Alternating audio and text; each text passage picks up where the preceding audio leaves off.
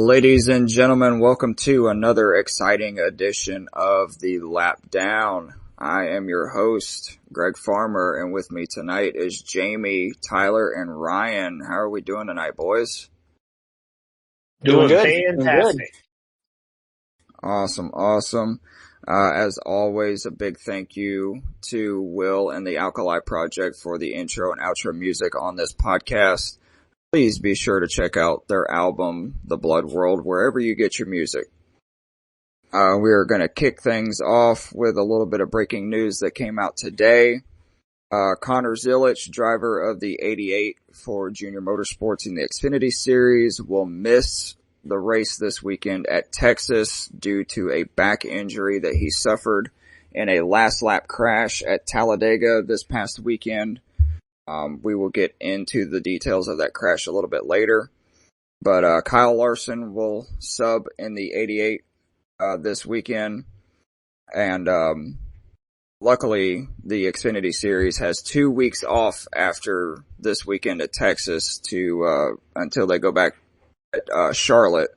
So hopefully this will be the only race that Connor has to miss. Jamie, what are your thoughts on Zilisch being injured? It wasn't no details came out on what the extent of the injury is. Nobody knows if he has any fractures or not. But what do you think, Jamie?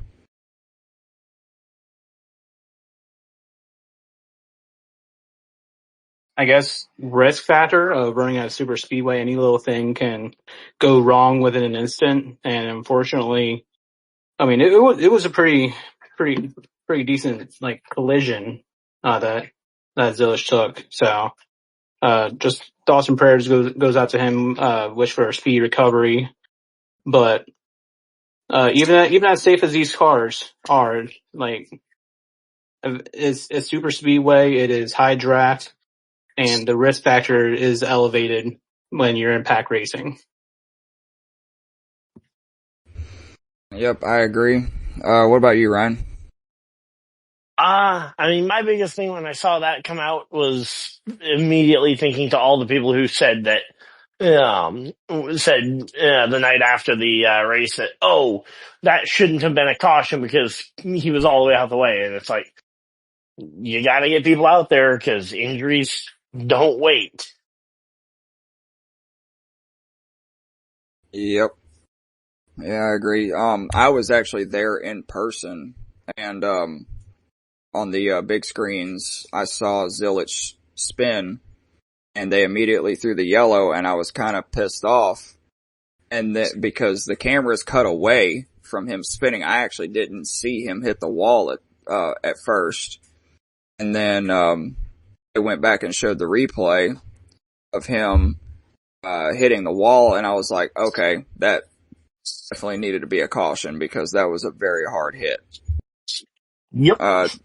Tyler, what are your thoughts? My personal opinion is the fact that he hit the speeds and the angle he hit the wall at. I'm not shocked, but this is, if I remember correctly, this is the second year in a row somebody had a back injury from a crash at Talladega.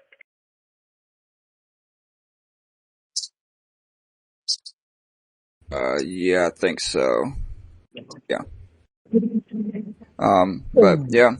Anyways, like Jamie said, thoughts and prayers go out to Connor. Hopefully he recovers fairly quickly and he's able to get back in the car at Charlotte.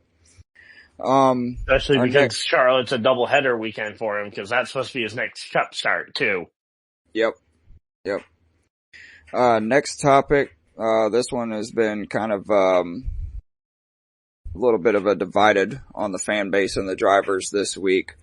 NASCAR proposed a run what you brung for the All-Star race where the teams could do basically whatever they wanted to the cars, aero and suspension wise. But they, obviously couldn't touch the engines and all that stuff.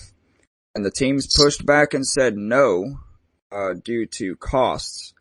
Denny Hamlin on Actions Detrimental said that basically they would have to build 3 new cars or use cars that were in the shop and they would lose those cars after the All-Star race. And it would cost them anywhere, from $2 to $3 million. to change parts and, I guess, quote unquote, cheat their way up. But I just wanted to get your guys' thoughts on the or like NASCAR actually proposed this and what you guys think. Jamie. Come back to me. All right. Tyler. I actually personally thought the idea was a great idea, honestly, because they'll give ideas like combinations of the diffuser, the spoiler, and the ride heights to see what the perfect combination is for at short tracks.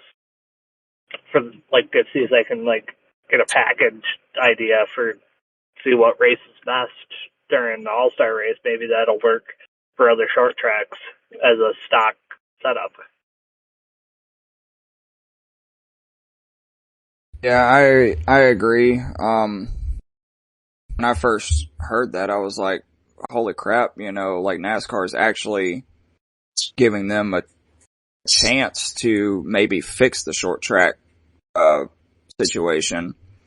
I did see an interesting theory before we get to Ryan. I did see an interesting theory that said maybe the teams push back on this because they don't want their secrets to get out because they already technically do this on a weekly basis and it's just within the rules and regulations. What do you think, Ryan? Yeah, well, my biggest kind of anchor point and branching off point from this, at least in the current state, because I haven't had a chance to read through a whole lot about it, I have a lot of similar concerns to what Eric Estep actually said on his show earlier this week, where, yeah, in theory, it sounds like a great thing, but one, it's NASCAR putting all this pressure on the teams to spend money to try and fix the problem. And two, if you have 40 different cars in a combined like 30 different aerodynamic setups, doesn't exactly translate to what will look good when all 40 cars are running the same aerodynamics. Because, like, yeah, if one person was running a next-gen car and just, for example, one person was running an Xfinity car and one person was running a Gen 6 car, I mean, one car might look like it has more exciting racing, but it's just because it's racing around Gen 6 cars or Xfinity Series cars. Yeah. So I'm not sure how effective that test method would be. So that's one of those things where it certainly sounds like a fun idea. I just don't know how effective as a proper test for actually learning for the future of the short tracks. And I would rather see NASCAR maybe come to the teams like, hey, here's a high downforce, medium downforce, and low downforce package. You can pick one of the three. And basically be like, hey, here are some parts that we already have made because they've done aerodynamic tests with like 3 different styles of diffusers and 8 different spoilers. And just be like, hey, here are the parts that we already have produced for these tests that we've done. You can mix and match these components.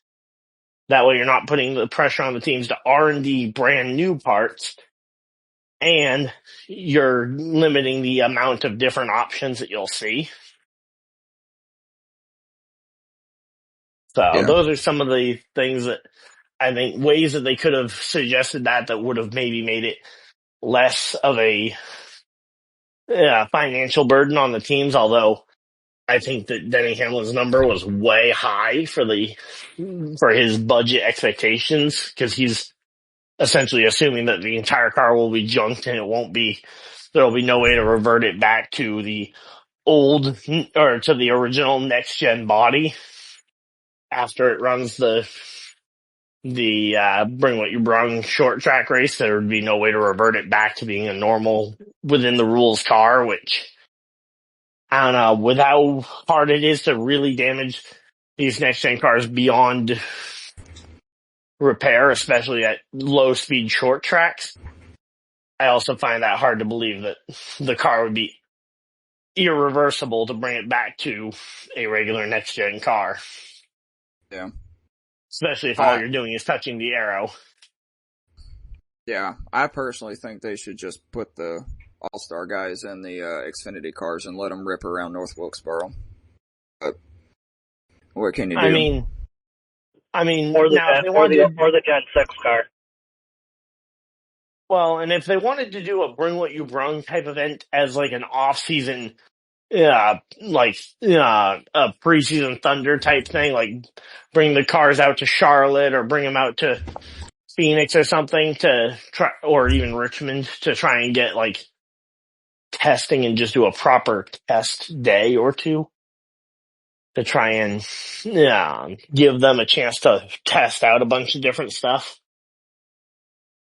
Yeah, without the requirement of it being one, a race where $1 million is at stake if they lose, if they try something and it fails, and two, I think a test day versus a singular race will give them more of a chance to experiment. Hey, if they put something on and it really doesn't work, they can go back in, change it out, and come back out an hour later. What about you, Jamie? You got your thoughts now?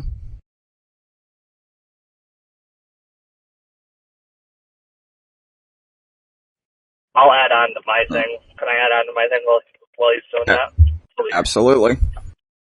So, look, I like the idea of, like, being able to adjust stuff like that, but now thinking about it, I mean, I think Danny Hamlin, I do agree Danny Hamlin's numbers are a little high, but I don't see how it would cost really that much more to adjust the arrow, and literally, because they're not adjusting the body itself. Well, I read the rules.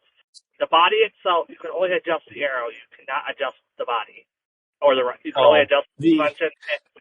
The body is the arrow, but Like the regardless, only things they're allowed to mess with is the splitter, the spoiler, the rear suspension, and the diffuser. and the component. Sorry. They cannot adjust the body like Sam Marcus Jr. did back in 2008. That crazy ass Gen COT car. Yep. Anyway, but like I'm saying is like, does that really cost that much to swap out a spoiler or a diffuser when the parts are already made from a single source developer?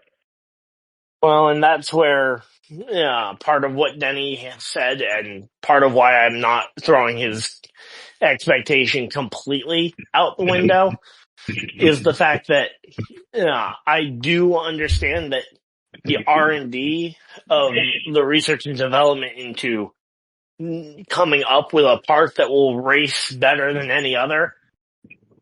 I mean, research and development is not free, and it is not cheap to have a good R&D team. Even if you are, I mean, look at IndyCar. I mean, they have the only thing that they can really develop on those cars are the shocks and dampers, and they spend millions in R&D each and every year. Yeah, and that's why other teams will pay lots of money to get access to Andretti shocks. Because Andretti shocks are absolutely absurd. But Exactly. Jamie, you good now? Oh, I guess nope. Yeah, we just lost him for a bit. All right. But yeah, so that's where I could at least give some validity to Denny's number. Like, yeah, I think it is still really high, but again, the price of research and development could be at least higher than some people are thinking, because it's not like it's just completely free. See, what people don't understand is the fact that they're bringing one what you've wrong. It's a single source parts. They're allowed to mix and mingle like the diffuser and the spoiler, but their parts are already made, so they're not allowed to mess with that stuff. They're already pre-made. They could just mix and match them and see which downforce setting works best. Yeah, and again, that's kind of why the idea that I kind of floated earlier, like, hey, maybe if NASCAR came to them with like, hey, here are 3 approved spoilers and 2 approved diffusers and 3 approved ride heights. You can pick and choose from these combinations, so not everybody isn't running the same thing. But you aren't forcing everybody to go out and invent their own wheel. Right. Anyway, I think I got what I wanted to say out of here. You good, Ryan? Yeah, I'm good. All right. Well, maybe we'll see something happen later down the road. Yeah, I was gonna say, I'm not sure if Greg had anything else he wanted to add to that. No, not really. I just wanted your guys' thoughts and opinions on it. But we're gonna go into our recap segment. They raced at Talladega this weekend. I was there, camped out for the weekend, had an absolute blast. I will tell you, the Boulevard is unlike anything I've ever seen in my entire life. But on Saturday, the Xfinity race, Austin Hill wins after the caution is thrown on the last lap.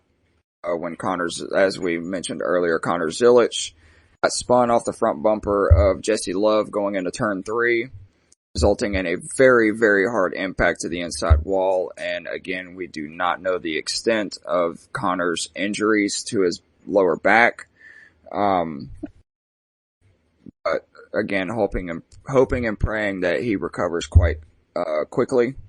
But my big question about the Xfinity Series race is, why in the world does RCR not put this much effort into their Cup Series program? Ryan? 'Cause Xfinity stuff is cheaper? I mean, that's probably the simple answer, but also, I would also probably argue that I think the competition level in Xfinity, I mean, case in point, look at what Kyle Larson does to the field when he goes down there. I mean, yeah, he was dominant in the Cup races the same weeks that he was decimating the Xfinity Series, but it was a different level when he went down there. So I think that part of it is the fact that the overall Xfinity Series field is so much weaker than the overall level in the Cup Series. I mean, we all make fun of guys like Austin Dillon, Ty Dillon, AJ Allmendinger. People make fun of Stenhouse, but they keep that Cup Series extremely competitive. I mean, all the way through. I mean, back to about, as I say, it isn't until you get past like 25th place in points that you really start feeling like, yeah, these guys are either having really bad seasons or these guys are really not great drivers. Yeah. But in Xfinity, it's like you have about 5 drivers that are truly elite and in good equipment, and then the rest of the field from like 6th through 29th are not all that far apart, but the gap between that 6th and that 5th person is a gigantic canyon of talent. Yeah. What about you, Tyler? What are your thoughts on it? I feel like the Xfinity cars are more like driver-dependent cars opposed to the Cup cars. I feel like the Cup car, don't get me wrong, they're both driver-dependent vehicles. But what I'm saying is I feel like Ryan is a point about the Xfinity being less competition, but I also see the fact that, like, RCR also has backup from Hendrick and JRM, and I think they're partnered with JRM for the engine-wise, I believe, in Xfinity, and that's a lot of the big reason why they have the power, because JRM's developing the engines for them. Yeah. Oh, looks like we got. You guys hear me? Yeah, we got Jamie back. Okay, man, I was having some Discord issues. Nope, that's okay. We are talking about the Xfinity Series race. I will recap it one more time. Austin Hill got the win after the caution was thrown on the last lap for Connor Zilich's hard crash. And my big question out of the Xfinity race was, why doesn't RCR put this much effort into their Cup Series program? Yeah, I mean, it's an excellent question because, like, RCR just, it didn't matter, like, what point in the day, like, they were always in contention. They were always towards the front. And don't get me wrong, like Austin Hill, he's got super speedways figured out, man. He's got the most career Xfinity wins in a super speedway, if I'm correct. I believe so. Yeah, Yes. he took that record from Dale Jr. and Dale Sr. this week. Yeah. Like, although I would also, or no, sorry, I think that was laps led on super speedways that he passed them on. Yeah. Was it But Tony either way, he's got super speedway racing figured out, and it's very interesting to see a kid like that get that figured out that fast. But as far as the actual topic is concerned, I don't know if it's the difference in the cars. They just have a better knack for the older style car than in the next gen, because it seems like ever since the next gen, like they don't perform as much as they should as compared to other Chevys. So they got major disconnects somewhere there. Well, but outside of Reddick, RCR had been struggling for quite a while. I mean, yeah, the year that they had Henrik and Austin Dillon was a career worst year for RCR as a company, pretty much. They haven't been good since Kevin Herman left in 2013. Well, but Dillon in 2016 had a good season. 2017 he got his first win and was able to at least, and he and Ryan Newman were both able to make the playoffs that year. But I mean, 2018, 2019 they kind of started a slide, and Reddick definitely helped slow that slide as he was able to contend in those cars. And that's where I feel like the heat needed to get turned up on Dillon. And well, before you guys get too far, I was being more specific on super speedways. Yeah, well, super I'm speedways not are year in, year out power, because like you said, RCR has always been struggling. But when it came to super speedways, if you were in NASCAR fantasy, you were almost dead set and determined to put the two RCR cars on your fantasy lineup on any super speedway, because you knew they would always have the power, and if there was a chance, they would be at least in the top 5, top 10 range by the time everything's said and done. I never really felt I don't feel like RCR has really been that team on super speedways. I feel like that's the spot I would say Roush has been in, where no matter who the driver is, I'm usually looking to Roush for my super speedway fantasy points.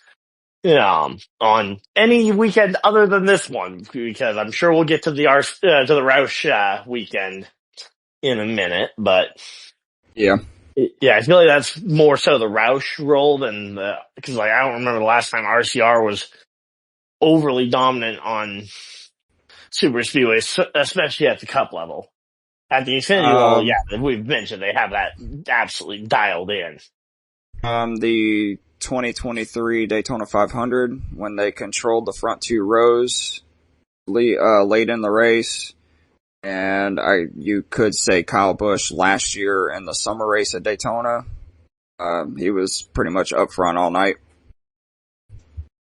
Yeah, but when I'm thinking of controlling the race, usually when I think to the recent Cup races, it's okay. Yeah, it's mainly the Penske duo or trio up there, and yeah, Kyle Busch has been a part of it, or sometimes Dillon is hanging around, but it never really feels like they are the car to beat. Yeah, they might hang around. I honestly wouldn't even look at the Roush cars at that point. I would look at the front row cars.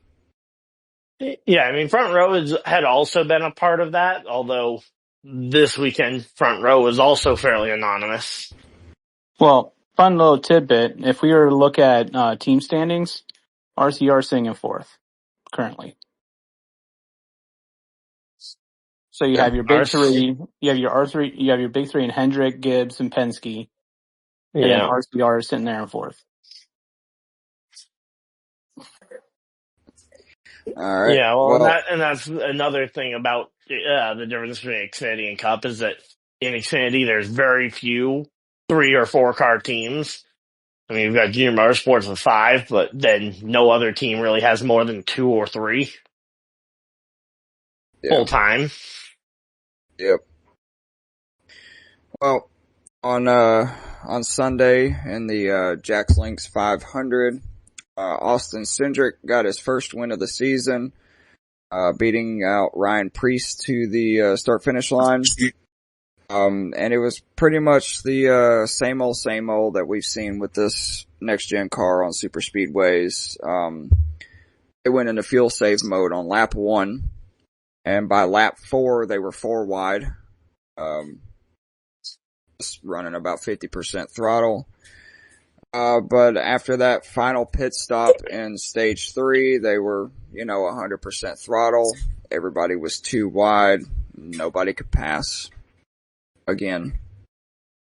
There was only 2 natural cautions, 4 cautions total, 2 for stage breaks, 2 for natural. First one came when Kyle Busch, Brad Keselowski, and Ryan Blaney tangled trying to get to pit road under green flag pit stops. And then on the ensuing restart, Denny Hamlin, I guess it was a bump draft gone wrong, got into Christopher Bell, who then took Chris Buescher with him down to the inside wall where they had a pretty hard impact. Luckily both drivers were okay. No big one again. This is like the second Talladega race in a row where they haven't had a big wreck. And 2 biggest things coming out of the Cup Series race at Talladega was Joey Logano and Ryan Preece were disqualified post-race. Joey Logano was disqualified for missing a bolt in the rear spoiler, and Preece was disqualified for having too many shims on the rear spoiler. It's supposed to be 2, and they had 3. So starting with Jamie, what are your thoughts on the double disqualifications? Both drivers finished in the top 5, and now they are last place, and the teams will not appeal the DQs. I mean, it's. I feel like we've talked about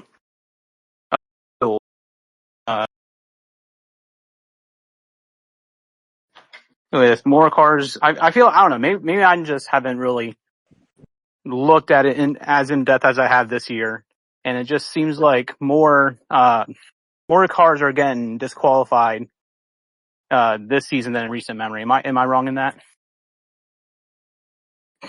By this point in the season? No, there have been quite a few disqualifications. I feel like teams are trying to bring in kind of like that old school method of trying to get an advantage, and they just keep getting caught. And granted, it could just be a manufacturer flaw, like you said, a missing screw. But what kind of advantage would you get from a missing screw? I would say that's more of like a safety feature, and it had something gone wrong, then something could have drastically happened to that driver. But I don't know. I feel like teams are trying to find ways to gain an advantage, and the way that these new cars are built is hard to do so. And so I don't know. I kind of like the old school method of trying to gain an advantage, but this new body style just makes it to where you can't deviate at all, and you're kind of stuck where you're at. That's just my feelings on it. Yeah, no, I 100% agree. What about you, Tyler? I feel like the disqualification, I personally think the one with Joey Logano, I would agree a little bit. The disqualification I don't think was warranted. I would say like maybe a fine or something like that to the team rather for missing a bolt. Because I see it as more of I agree with Jamie, it's more of a safety hazard rather than the advantage. I just what's one screw going to do to improve your car? I say, if it allows that spoiler to flex back a couple of degrees, decreasing drag. Well, I mean, it's one screw. You need multiple screws to do that, or to flex. Like maybe loosening up the screws, but missing one screw all of a pipe really if you not have going to one matter. screw missing on the if the screw that was missing was either of the edges, then it could start to do it. Yeah, if it was Right. one of the middle screws, yeah, it wouldn't be Yeah. nearly as much of a performance I advantage. wish But they I would don't have. think. I wish they would have said like which screw, because then we could kind of go more in depth and say, hey, would this have actually mattered? Would have not, kind of Yeah, thing. because But like if it was the they didn't left list it. or because yeah, if it was the left or right corner screw, I mean, yeah, that's a massive advantage on speed because yes, that would then be able to reduce drag by a lot. Because those spoilers are super thin, and it being loose, it'll literally like flex, and you can get less drag. Right. Yeah, and then just kind of jumping in here for a minute. The other thing with the Penske disqualification is I feel like if they appealed it, they would have had a better chance, but they aren't even choosing to appeal it, which makes me think that they know that they either did something wrong or they did something worse that they don't want getting scrutinized in the appeal room. I It's kind of have to agree with Ryan there, honestly. because this seems like the perfect kind of thing to be like, hey, yeah, the screw just came loose. We were going 200 miles an hour, cars vibrating over bumps. I could make that case that, yeah, it very well could have been accidental, but they aren't even attempting an appeal. Makes me think they're guilty of something, which I actually agree.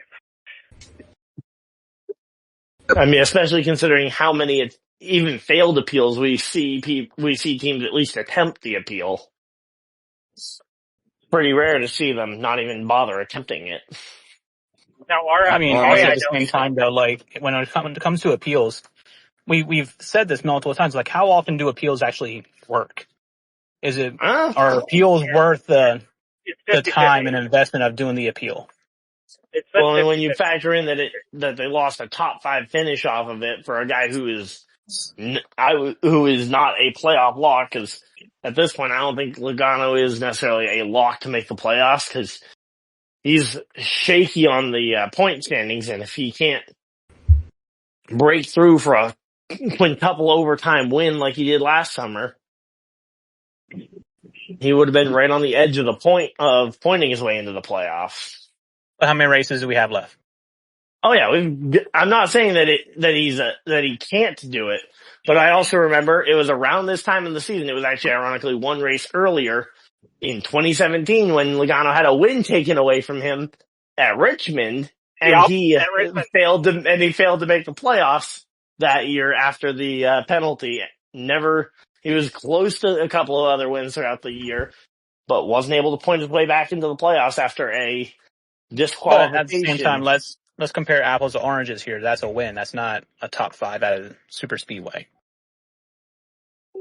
No, but my point being is that it's a top 5 day points wise being taken off of his record and stage points and him not being able to overcome it. Yeah, I mean, I think he earned like 40 points throughout the day total. So, I mean, that's close to the amount of a win. I don't know how many, and that's exactly how many points actually he lost from the Richmond DQ, because back then the maximum amount of points they were allowed to take away was 40, which that was dumb, but that's a conversation for another day. But like I said, that's the question I rise. Like, for a team, like what would you deem as worth going through all the effort of trying to go through an appeal, only to know that 9 times out of 10 it's not going to work anyways?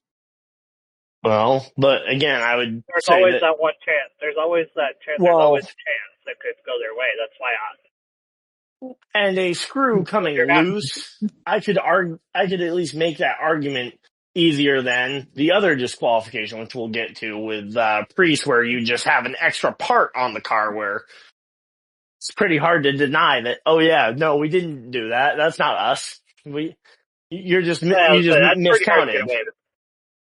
Yeah, that one is pretty black and white. Like, oh yeah, you just flat out had an extra part on the car. I'd be like, oh yeah, you guys just had a spare tire on the back of your car the whole time. Pretty hard to argue that wasn't intentional. A screw coming loose, one could at least make the case that, again, there's plenty of ways a screw could come loose.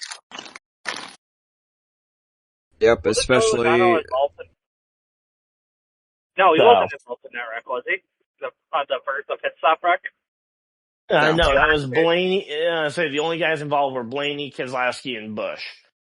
Well, And technically, I'd say Bowman too. He kind of took a glancing blow, but he was all right after that. But real quick, I wanted to talk about the Priest disqualification though as well.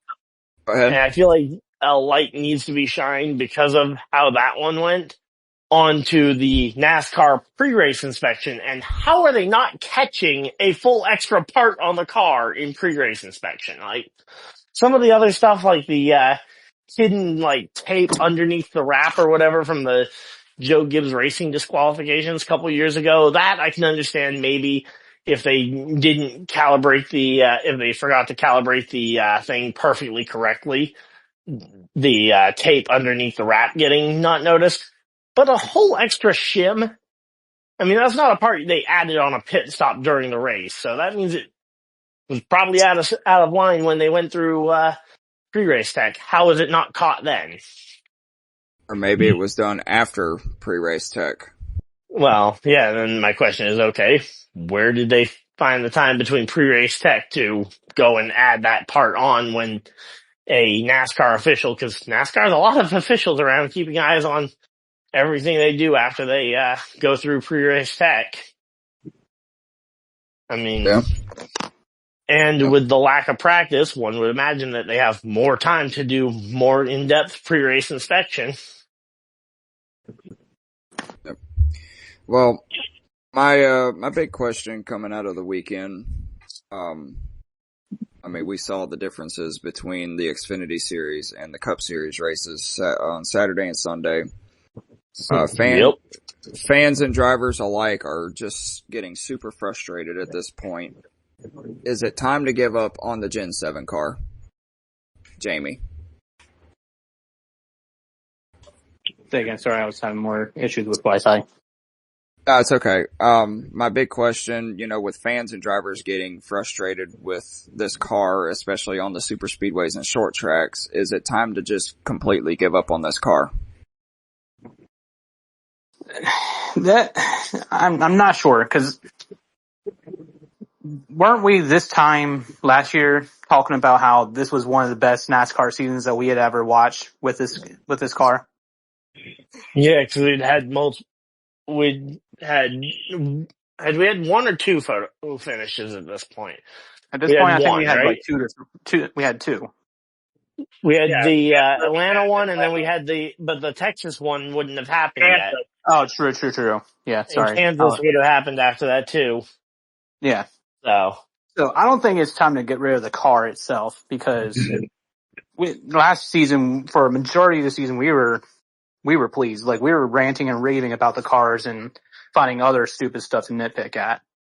I just feel like they just need to get the short track stuff right. Like, super speedway is going to be super speedway. It's not really been that marquee type matchup. Like, yeah, we like watching it for the pack racing. And even though I know they're saving fuel and I know that they're, lining up, just the fact that they're 4 wide and one driver makes one single mistake, then the big one happens, and that's what the fans are looking for super speedways. That's really all super speedway is at this point. But if they can just get the short tracks, find a good short track package for this car, I will have no issues with this car whatsoever. Do you want to go next, or can I go next, Ryan? Well, hang on one second. See, the thing is like I said before, the 3 and 4 wide racing is entertaining to watch, even though they're fuel saving and stuff. It's the fact that between the Gen 6 and the Gen 7s, the Gen 6, they could be running 100% throttle and having massive runs and being able to pass and stuff like that. In the Gen 7s, when you're running 100% throttle, it's 2 wide gridlock. You can't go anywhere. You can't pass. You can't pull out to make a third lane, or else you're going to go to the back. Like, I saw Byron and Bowman getting a lot of flack on social media for not trying to form a third lane. And I'm like, if they try to form a third lane, they're going to finish 20th and 21st instead of top 10, top 5. Yeah, and I mean, I don't blame the drivers for it. Right. And I don't either. It's the freaking car. Like, you just cannot do anything with it if you're running balls to the wall 100% on a super speedway right now. Because all the cars are the same, have the same downforce, the turbulence is all the same. You can't really pass when they're all going the same speed. That's the problem. Now, actually, before you go, Ryan, I want to rant a little bit. My personal opinion on the car is they have too much downforce on the super speedways. I get the power, obviously, for safety reasons. I'm not worried about that. That's an understatement. For the power of the super speedways, I'm fine with. Like Daytona and Talladega, the super speedway package with the engine is fine for the engine. But the aero package they have to, I personally think they have to reduce the downforce. There's too much downforce. Like, do what they did with the diffuser at the short tracks. Take away a couple of the parts in the diffuser, get rid of some of the downforce, maybe a smaller spoiler, and give the cars a chance to actually be like race, be sketchy, make moves, instead of having two train lines going at 100, 200 miles an hour where you can't pass. Don't do the Wicker Bill thing. That Wicker Bill was absolutely absurd. I actually agree with the drivers. I mean, they were too dangerous with the runs. Because those runs were absolutely absurd. But I think the lower down car just has too much downforce, and the car sticks to the track, and they're going the same speed. You can't do much about it. They need to reduce the downforce. Like, that's the biggest thing, is downforce needs to be reduced at super speedways to help with the racing. That'll help a lot. But the devil's avocado is if you reduce the downforce, speeds are going to pick way up unless you also reduce the horsepower in tune with the downforce. They're 450 horsepower at Daytona and Talladega. Yeah, but my point being, if you take downforce, like let's say you go with a shorter spoiler, speeds will pick way up if you're taking inches off the spoiler and not doing anything about the engine, because do you want to go see them going 160 miles an hour in the train, or do you want to? I get it, right? My personal opinion is leave the horsepower as. I'm not saying like make it like the super skinny spoiler like they did in 2012 and 2013. What I'm saying is maybe cut a couple inches, maybe like 20. What was it? What year was it that they had the like? Was it 2017 or was it 2018 that they had the rear end almost all the way on the fucking ground? That was 2018 Speed Week. They had the down on the ground. They didn't really adjust the spoiler, and that was some of the other than the Talladega race. That was some of the best super speed racing we watched. I mean, I wasn't thrilled with the way the Daytona 500 went, but with the fact that it basically set up. It basically had the leader as a sitting duck waiting to get wrecked. Right. But I personally think either reduce the downforce or lower the ride height of the car so there's less air getting on. Well, it also helps the reduction of flipping over, too, as well as reducing the ride height as well, because those cars are pretty high off the ground. The problem is the tighter you make that seal to the track, you end up with the same kind of problem where if any amount of contact breaks that seal to the ground, it then blows completely up and over. Because mean, that's the big problem with the airplane wing. Just think about like how it is when you try and pick your credit card up off of a wet countertop. Yep. You go to try and pick it up. The second that water seal is broken, the card goes flying up into the air. It's not all that different with a race car, even though you're adding a ton of a ton of pounds of weight, you're also adding a lot more pressure than the pressure of a hand. So. Well, I'm not just saying just reduce downforce. I mean, there's a lot more body modifications they can do to help the drag. But the biggest thing is, now I'm not saying like the super skinny, but maybe a couple, like 1 to 2 inches off of it. It's like a 7-inch spoiler they use at super speedways. Something like that, probably. I would go down to like a 5 or a 6-inch spoiler opposed to a 7-inch spoiler, and maybe like cut off, like I said, take the diffuser, take some of the rungs off the diffuser, but keep the ride. Actually, no, I'll take the ride height out. Keep the ride height the same, so the cars don't have a chance to lift, and keep the shark fins, and that will help. I don't know, but what do you guys think about that? I mean, go ahead. Oh, you go ahead. Well, I mean, my biggest thing is if you're reducing drag, again, like the whole thing with drag is that it's meant to limit top speed, which, again, if you reduce drag, you're gonna end up increasing overall speed of the car if you don't touch that horsepower. I mean, it's not overly hard to go through the math of, okay, if you see a car, let's say you have for example, drag racing, you've got the car with the parachute out behind of it. You reduce the size of that parachute, the car's gonna take a lot longer to slow down. Yep. And it's the same thing with a spoiler on the car. The shorter or smaller you make that spoiler, the faster that car's gonna break through the wind with the same, if you leave the horsepower exactly the same. Maybe drop it to maybe like what it was back in like, what was it, 2011? They had 410 horsepower. Yeah, and again, if you're reducing the horsepower in tune with a spoiler reduction, I think that could potentially be a possible fix. Now that you explained that, that's not a bad idea. It'll keep the same speed, but it'll reduce the drag and keep the cars at a safe, reasonable speed with a lower chance of going over.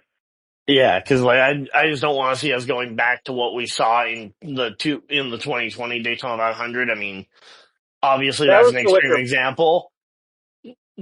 That's an extreme example, but hitting those 210, 220 mile an hour speeds.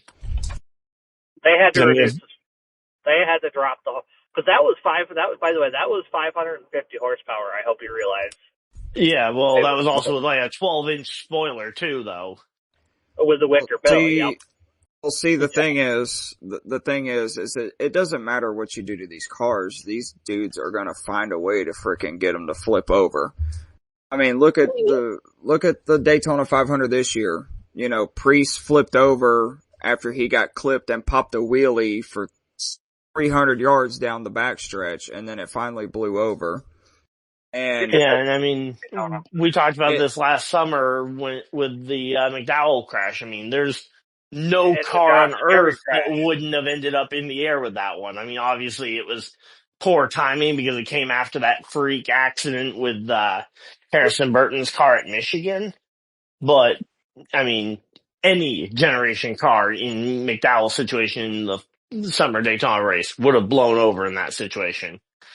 Similarly, I think with Priest's, you give that amount of contact to any car, it's probably going up and over. Now, the smooth underbody probably doesn't help. Or Barry in the summer race. Hell, even Corey LaJoy at Michigan. You know, that was it was LaJoy, not Burton. Yeah, it was LaJoy, not Burton. I just got my back markers mixed up. It's all right.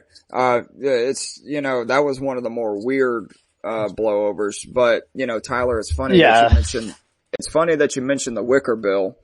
You know, they came up with that idea in 2019 at Talladega after Jamie McMurray flipped in practice when he blew a tire, and they were like, okay, let's put this wicker bill on there to see if we can slow the cars down, and they ended up increasing speed by another 5 miles an hour because in final practice that Saturday, Ryan Newman ran a 2:07 in the draft. Yeah.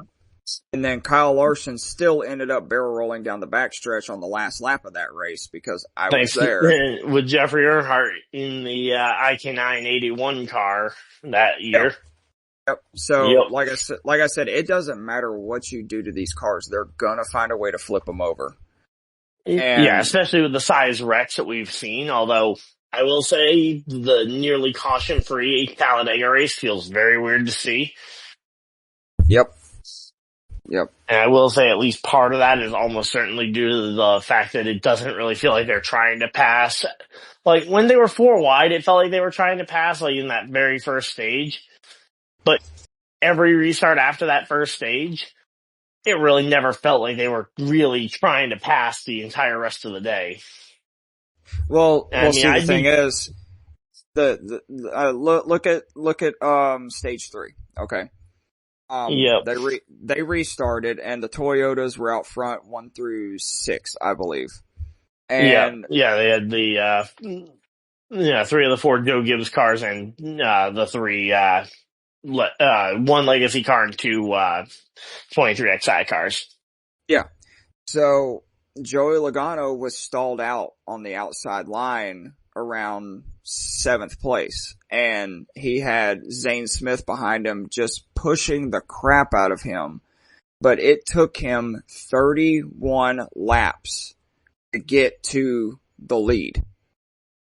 Like, that is absolutely absurd.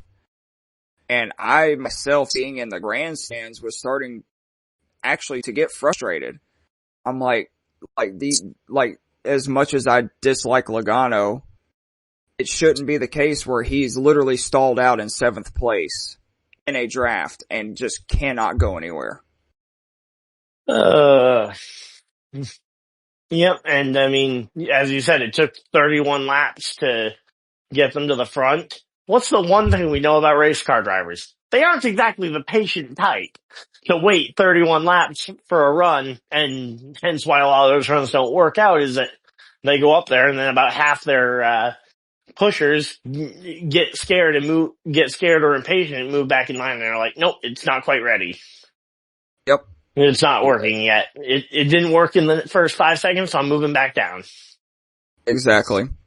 The only thing that I'll say, and this is actually going to be kind of a segue into our next segment, one thing that I'm glad about is the race finished under green flag conditions. That's only the second super speedway race of the year that deserved to finish under green flag conditions. Yep. Well, I've been to Talladega countless times, and that is only the second time that I have been there in person where the race actually ended under green flag conditions. The other time was in 2015 when Dale Jr. won the spring race. But feels like there's been a lot of green flag finishes in overtime at Talladega. I guess you just weren't there those specific events I'm thinking of, because I'm thinking 2017 spring race. I think that one ended clean, or at least the leader got the line before the yellow was thrown.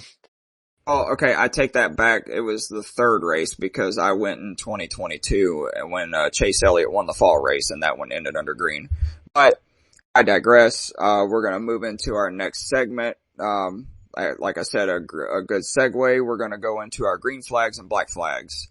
And for our new listeners, as always, green flags is something about the racing weekend that we liked, and black flags is something that we did not like. And we are going to kick it off with Jamie. My green flag and black flag is kind of one and the same.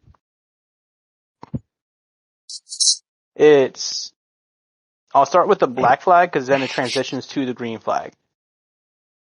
Joey Logano crashing out on the radio about Ryan Blaney. That was Austin Cindric. He was crashing out about. Or Austin Cindric, yeah. Same team. Crashing out about a teammate. Yep. And just the way that he handled it, the way that he was going about it, As a veteran in the sport, black flag. Like, there's no excuse. Now, Joey Logano getting a dose of humble pie and getting disqualified as karma is my green flag, because he needed to be humbled. He needed to get put in check in a different way, and it happened. Karma got him. Green flag. Yep. I was actually going to say, he crashed out on the radio and then he gets disqualified. It's actually pretty good. What about you, Tyler?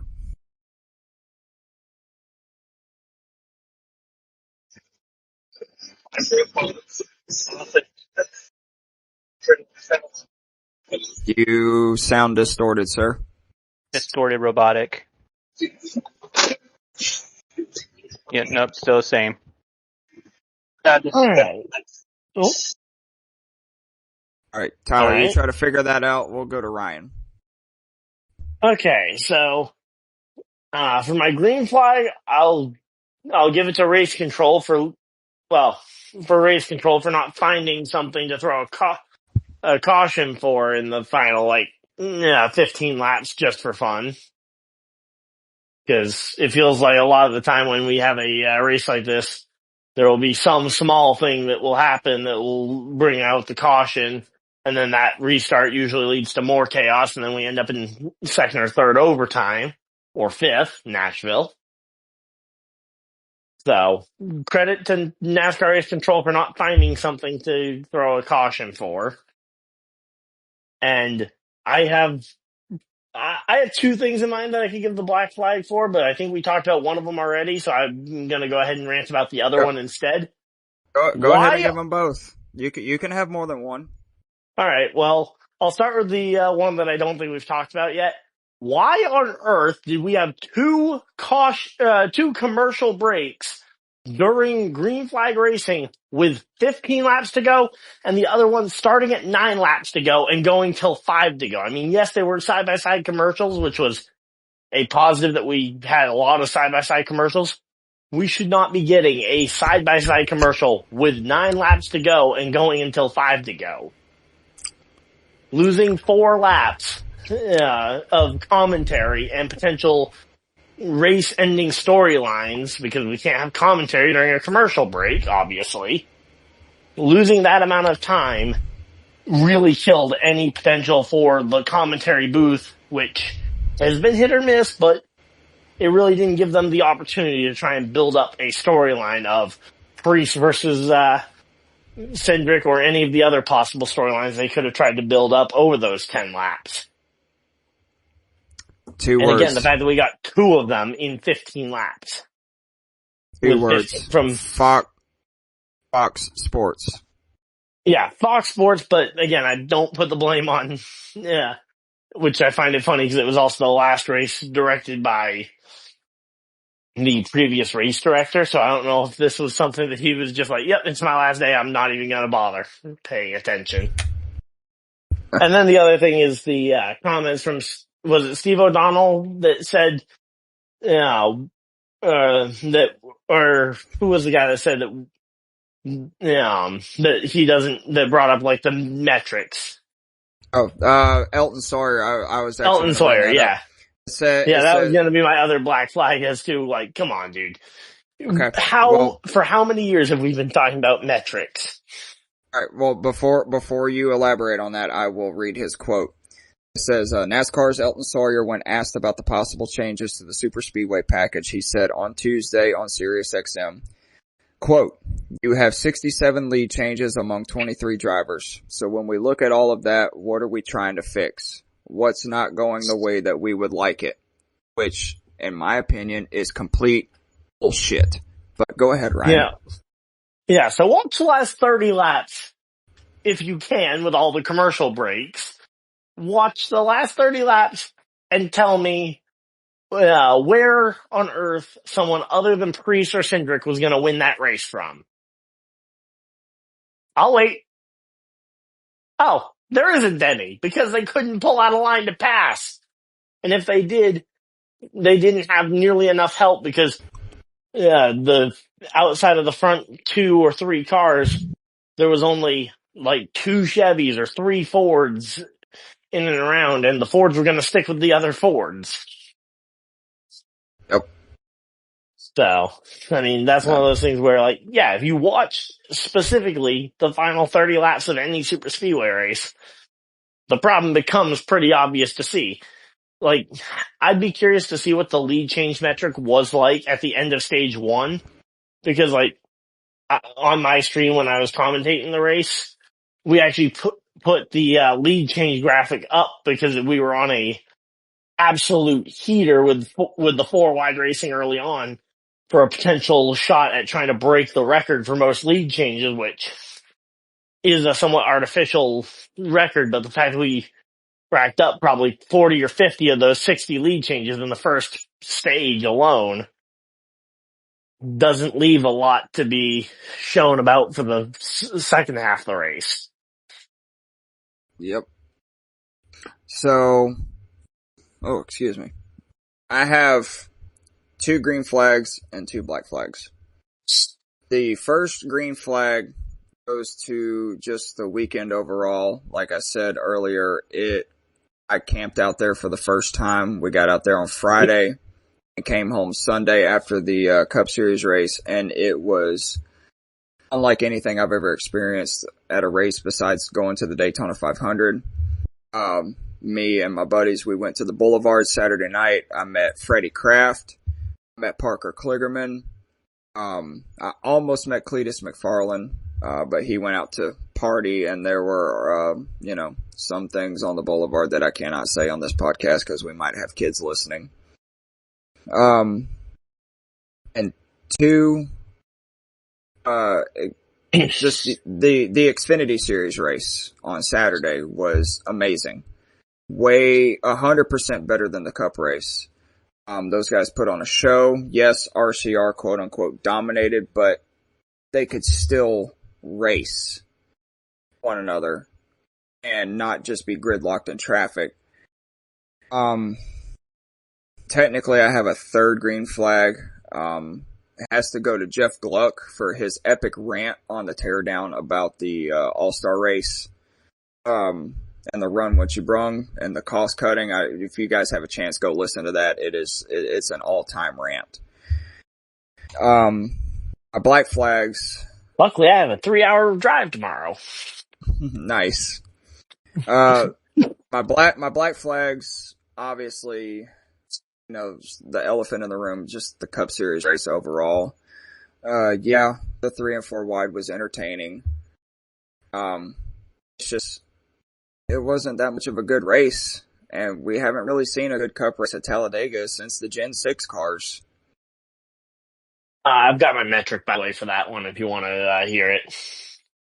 All right, let me get my second green flag, or black flag real quick. Okay. My other black flag goes to race control. John Hunter Nemechek spun coming off of pit road and came up on the track where cars were approaching him doing 190 miles an hour, and they did not throw the caution. That is one of those situations that they should have thrown one for it. Yes, that should have warranted a caution. It happened literally right in front of me. And I was looking at the flag stand, I'm like, where's the yellow? It's like he almost got annihilated by like 3 cars. Yeah. Yeah, because that is the counterpoint to what I said when I was praising race control for not finding something. That is something they should have found. Yes. But what's your metric, sir?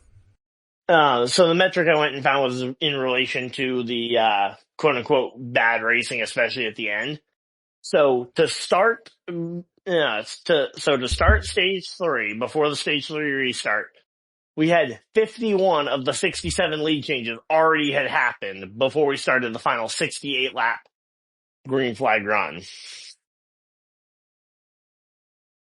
So, just to give some more fuel to, we had a lot of lead changes. They just all happened in the first 30, 40 laps of the race that we were already racked up to like 30 or 40 lead changes, and we hit 50 before the end of stage 2. Yep. So quite literally, we had about 10, 15 lead changes in 68 laps to the checkers in what was supposed to be the best part of the race. So that was the metric I was looking for, because I knew I put up a lead change counter. Oh, wait a minute. I just realized I put up the lead change counter and then we stopped getting lead changes. Sorry. Yep. Dire Curse got him again. I did have one more black flag, but it had nothing to do with the race at Talladega. All right, please go ahead. So, news came out about the All-Star race, and we can't have a podcast without talking about the fact that they're introducing a promoter random caution. Oh, in the yeah. All-Star race. That is something we were going to definitely talk about at some point. I completely forgot about that. My apologies. No, you're good. I intentionally tried to forget. And on Dirty Mo Media, Kyle Busch, of all people, this is 2025, where anything can happen. And one of those anythings is the fact that I, Jamie, actually agree with something that Kyle Busch says. Oh, listen, that has to be a legendary rant on par with the Jeff Gluck rant, I hope. He summarized it like this. Has NASCAR became Barnum and Bailey circus on wheels? Yeah. Like, are we just doing gimmicky things to entertain fans as opposed to having the best drivers in the world compete on a week in, week out basis? Yes, it's the All-Star race. Yes, there's supposed to be some fun and some cool things added into it. But having a promoter just throw a random caution. Yeah, and here's Which where I feel like if you... It'll be Marcus Smith, by the way. Good for you, Marcus Smith. Here's what I hope you do, Marcus. And I don't care if you listen to this, if someone shares it to you, from Jamie to Marcus. If you're going to commit to this, I need you chugging a beer every 10 laps. I need you to have that flag in your hand, so when you pass out from your beer intake, that's when the flag comes out. That's the only way that this is going to be entertaining. That'd actually be entertaining. He just chugs beer, and the first time he pukes from it, he has to throw the caution. Yeah, that's the only way this is going to be entertaining. The other way I thought would be, and I heard this again, another one from Eric Estep's show, was the potential of give it to the broadcast booth and let them tease it all night long. Like, oh yeah, is Boyer going to hit the button? Is Boyer going to hit the button? Oops, Boyer hit the button. I will say that Kyle Busch on Door Bumper Clear this week was awesome. And I agree with what Freddie Kraft said. We should have, like what Jamie said about Marcus Smith chugging a beer, we should have a drunk ass fan in the flag stand and just throw it whenever. The only problem there would be I'd be worried that the drunk fan would fall off the flag stand. And we don't need fans falling onto a live racetrack. That is true. Because I've seen the way that some of these people stumble around when they get drinking, that could be a real safety hazard. But, I mean, hey, honestly, for the All-Star race, let Boyer have some beers up in the booth. Oh, man. Like, you know that would be hilarious. Like, I think the biggest problem for Boyer was when he went to being a full-time booth commentator. 'Cause, like, he was a comedy gold on the Pro Invitational when he really didn't need to be worried about being a full-time professional broadcaster. He could kind of be more laid back, more himself. But ever since he became kind of a full-time commentator, it feels like he's been... Yeah, now I don't know if this is him choosing to or if this is the people at Fox telling him to. but it feels like he's too much trying to play an over-exaggerated character of himself. Yeah. Yep. And especially because we've known Clint and his personality for years before this, we know it's not his natural personality. Unlike another person that was around Talladega this weekend with Cletus McFarland, where I have no idea if that's his actual personality or if he's just playing up a character for the racing thing that he's doing. He's doing really good at the on-track stuff, but like, I'd like to imagine that is his actual, like, just personality, because he seems like a really fun guy. But considering the fact that he is a content creator and I didn't know him much before Daytona, I have no idea if that's his real personality or if that's a character he's basically playing up. Well, I will say when I saw him in the infield Saturday night, I don't know if he was in character or not, but like all he wanted to do was go out and party and just take in Talladega, as a fan. And he is super tall, by the way. Like, super tall. Like, how he fit in that ARCA car on Saturday, I have no idea. But, So he's like if, Ricky Bobby was a basketball player. Yes, pretty much. Like, Greg Biffle was there too. I saw Biffle, and Biffle looks like a dwarf standing next to him. Well, Biffle's only 5'8", 5'9", which, granted, isn't incredibly short, but, I mean, like, if you had Cindric next to him and he still looked small, because Cindric's a whole 6'5", then we would know a better idea as to how tall he is. But, like, Cindric and Hocevar are both 6'5", so it wouldn't be overly surprising if Cletus is about that same height. Yeah. But we're gonna transition into our next segment. They're racing at Texas this weekend. And, as we all know, Texas hasn't really produced the greatest racing. Again, I am leaving town. But, I will say it has gotten kind of better the last year or two. But we are going to go into our race picks. Tyler sent me a message, something going on with his mic, so he will text me his pick. But I do have our names on the wheel, I'm sorry. And I will spin the quick wheel. Reminder that I will be preoccupied this weekend, so you'll have to go through and do the wheel for everybody else's picks. All right, that sounds good. And the first pick goes to Jamie. Dennis and Menace. Ooh, nice pick. All right. Next pick will go to Tyler. So Tyler will text me his pick. All right, I hope Tyler takes one of the two guys I've got, because I'm at basically a coin flip between two guys. Tyler chose Chase Elliott. Nope, he didn't take either of the ones I wanted, so I got to flip a coin to figure out who I want. All right. Assuming that Greg doesn't take who I'm wanting. All right, next pick goes to Ryan. Okay, so I do have to flip a coin to figure out who I'm taking, so give me a second. Heads or tails? Heads or tails? Tails, so it's Blaine. All right. And just for kicks, I will spin the wheel one more time. Once you've made your pick, I'll let you know who the other person I was debating between, but I don't want to influence your pick. And it lands on me. All right, so I have a strategy here. For some reason, I cannot make picks to save my life. Neither can I. I always choose the obvious ones that I know might do good at that track.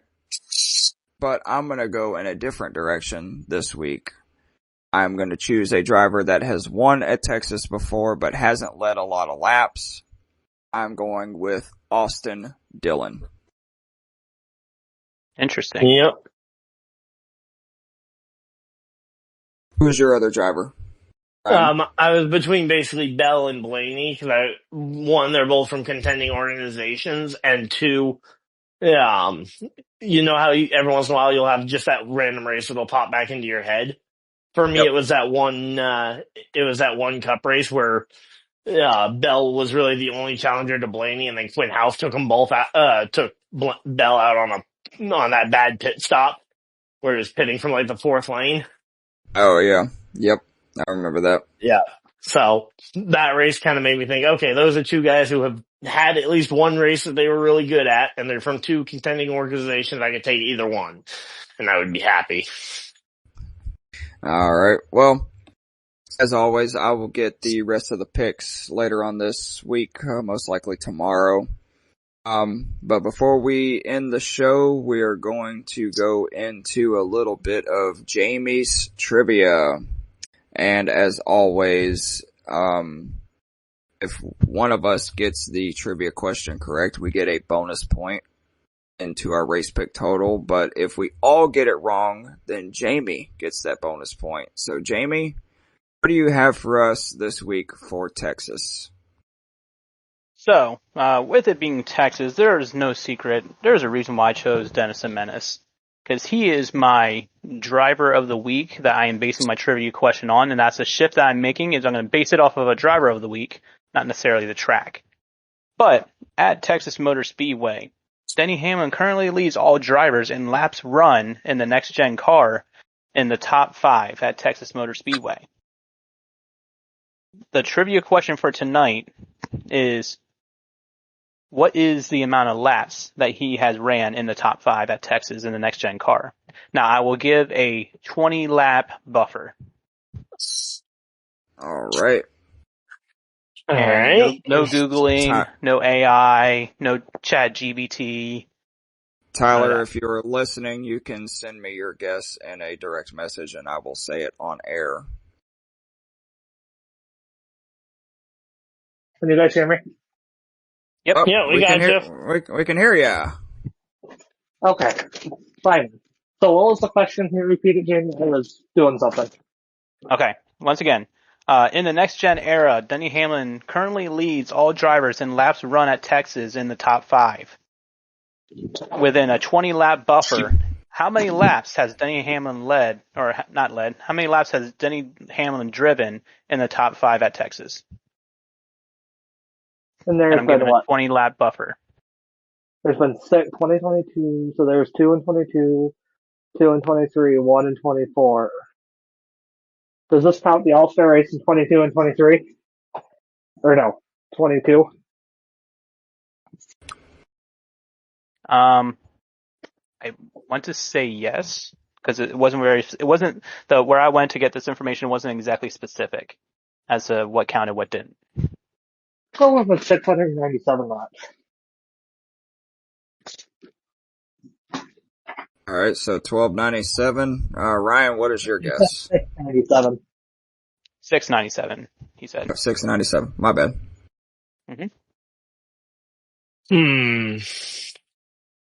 That's what I'm trying to think of how many starts that would be. So that would be one start in 2024, one start in 2023, then let's say two starts in 2022 because they had 2 races at Texas that year. I'm gonna say, I'll say 380. All I'm right. aware I might be guessing low, but All right, so I'm we thinking have somewhere about 45 to 50 laps per race on average. You said 380. All right, so we got 697 and 380. I am going to say 588. This is shocking. You guys are way off. Wow. Oh, wow. I mean, Because we're talking about laps ran in the top 5. So this is first, second, laps third, ran in fourth, the and top fifth. 5. I was thinking laps led. Nope. So yeah, I was definitely way off. Yeah, I probably would have Denny guessed Hamlin. like 850. Denny Hamlin has officially, Yeah. Denny Hamlin in the next gen era. So since its christening of 2022 season, Y'all ready for this? Yep.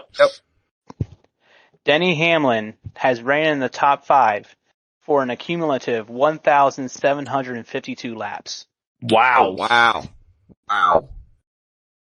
Yeah, again, I was thinking laps led, so I was already going to be insanely off.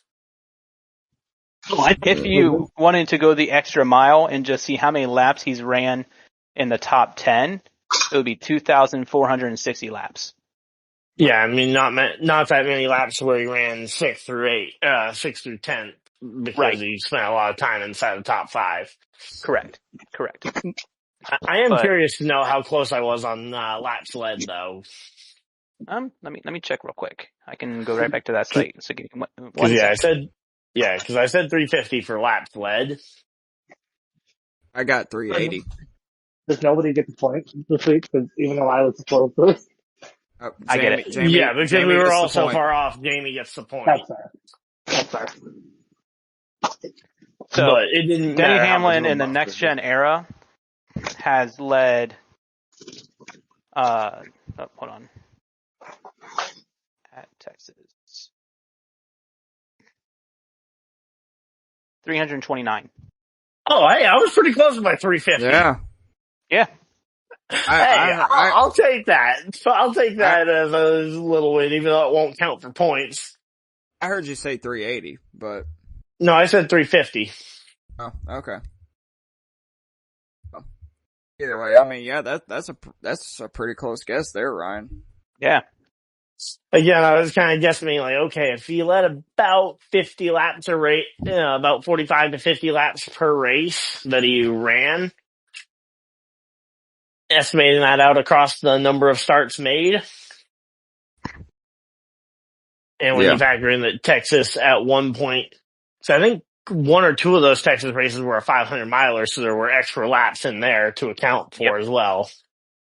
Yeah. So, because that's another thing that really throws it off. Like, for example, with Atlanta stats, where it's like, oh yeah, there was a whole extra 100 miles to Atlanta back 5 years ago. Yep. Or even the Austin Hill statistic that we've talked about earlier, where he passed Dale Jr. and Dale Sr. in laps led at drafting tracks in the Xfinity Series. He's got 2 extra per year with Atlanta. No shock that he was able to pass them. Yeah. So, well, all right. Well, that is going to close our show. Jamie, congratulations on getting your extra bonus point by stumping us on trivia this week. As always, a big thank you to all of our sponsors, Century PC, Sleeves, Fanatics, Fubo TV, Bulletproof Coffee, Dr. Squatch, and, Smackin' Sunflower Seeds, and the Alkali Project again. Also, please be sure to check out our other podcasts. We have, Biscuits and Penalties, Dirt and Turf, and the Hard Count. Those are all going pretty strong right now, except for the hard count. Hard count will be back right around football season. We're gearing up for it. We're getting prepared. Yep. So, you guys just check out those podcasts wherever you, stream. Spotify, iHeartRadio, Pandora, wherever you go. But, until next time, I am Greg, and for Jamie, Tyler, and Ryan, this has been The Lap Down, and we will see you guys after hopefully a fun weekend at Texas Motor Speedway. I certainly hope not. Deuces.